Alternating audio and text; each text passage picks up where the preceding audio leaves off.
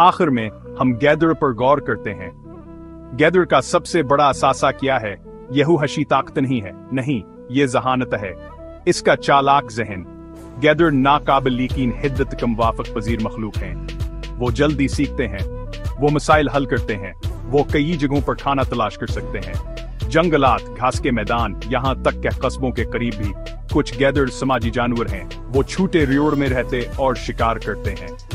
एक खानदानी गिरोह आमतौर पर वो तावन करते हैं, वह बातचीत करते हैं, वह चीखें जो आपरत को सुनते हैं।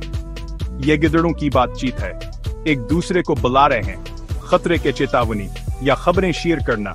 तैमूर का नहीं ज्यादा कामयाब बनाता है, लेकिन गैदर की कमजोरियां क्या हैं?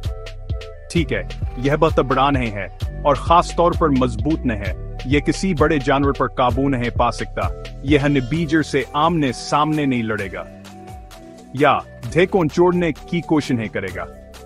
यह अपनी अक्ल पर भरोसा करता है, होशियार होने पर। खतरे का मुकाबला करने के बजाय इसे मात देने के लिए। अक्सर गैदरा यकमरदार खौर है, इसका मतलब है कि अब चाहुआ खाना खाता है। दूसरे बड़े शिकारी किया छोड़ जाते हैं। यह शेर की पैरवी कर सकता है। सब्र से इंतजार करो शेर के खाना खत्म करने का। यह खतरनाक हो सकता है। शेर हमेशा दोस्ताना नहीं होते। तो इस बहस में कौन जीतता है? बीजर, अजदा, गैदर? हर एक चींपीना अपने खास अंदाज में।